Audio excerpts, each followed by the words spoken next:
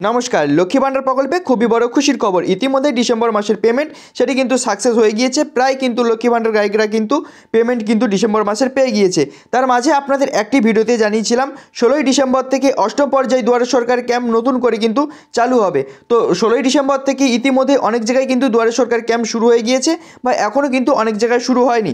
তো যারা দুয়ারে সরকারের ক্যাম্পে গিয়ে লক্ষ্মী ভান্ডার প্রকল্পে অ্যাপ্লাই করবে ভাবছো, তাদের জন্য খুবই একটি বড় আপডেট।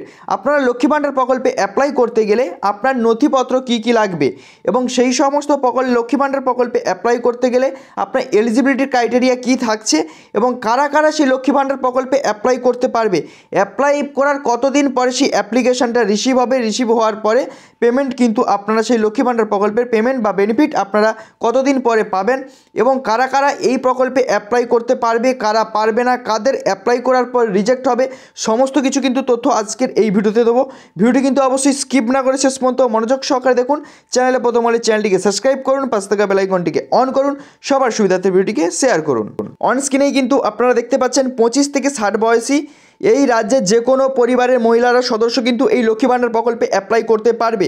এমনকি এখানে আপনি সরকারি যে কোনো চাকরিজীবী মানে সরকারি আপনি যদি চাকরি করেন তাহলে আপনি কিন্তু এখানে অ্যাপ্লাই করতে পারবেন না।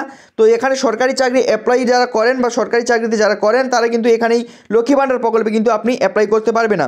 নিয়মিত কোনো চাকরি থেকে মাসিক উপার্জন করেন না এই রূপ প্রত্যেক তপশিলি জাতি, আদিবাসী জাতি এবং পরিবারের মহিলার মাসিক 1000 টাকা এবং তপশিলি জাতি আদিবাসী জনিত পরিবারে ভিন্ন অন্য পরিবারের মহিলারা সদস্য মাসিক 500 সহায়তা পাবেন।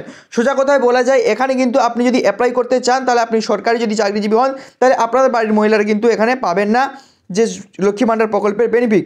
কী কী নথি লাগবে?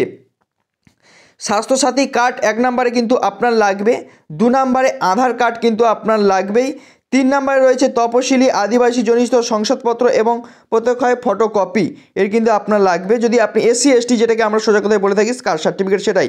ব্যাঙ্ক অ্যাকাউন্ট কেবলমাত্র আবেদনকারী নামে হতে হবে। ব্যাঙ্ক পাসবই, অ্যাকাউন্টের নাম্বার, ব্যাংকের ঠিকানা, IFSC কোড, অবশ্যই আপনার ব্যাংকের পাসবুক পেজেই কিন্তু এগুলো সমস্ত কিছু থাকে। ব্যাংকের পাসবুক অবশ্যই কিন্তু আপনার নিজের নামে হতে হবে, তবেই কিন্তু আপনি এই লক্ষ্মী ভান্ডার প্রকল্পে অ্যাপ্লাই করতে পারবেন। আবেদনকারী পাসপোর্ট মাপের রঙিন ফটো লাগবে। আপনার পাসপোর্ট মাপের 1 পিস কি 2 পিস আপনার রঙিন ফটো লাগবে। যথাযথভাবে স্বাক্ষর আবেদনকারী নিম্নলিখিত ঘোষণাপত্র কিন্তু লাগবে। মানে আপনার যে ফর্মটি দেওয়া হবে সেখানে কিন্তু আপনার স্বাক্ষর কিন্তু অবশ্যই কিন্তু মানে সই সিগনেচার প্রয়োজন।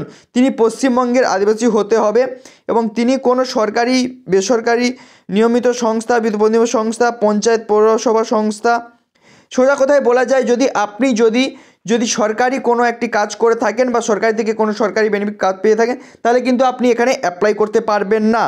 যারা এখানে সরকারি কাজ করে না তারাই কিন্তু এখানে অ্যাপ্লাই করে লক্ষ্মী ভান্ডারের যে বেনিফিট সেটি কিন্তু পেতে পারে। তো এখানে কিন্তু এটাই বলা হয়েছে। অন স্ক্রিনে আপনারা দেখতেই পাচ্ছেন কী কী নথিপত্র লাগবে সেটাও দেখে নিলেন অন স্ক্রিন।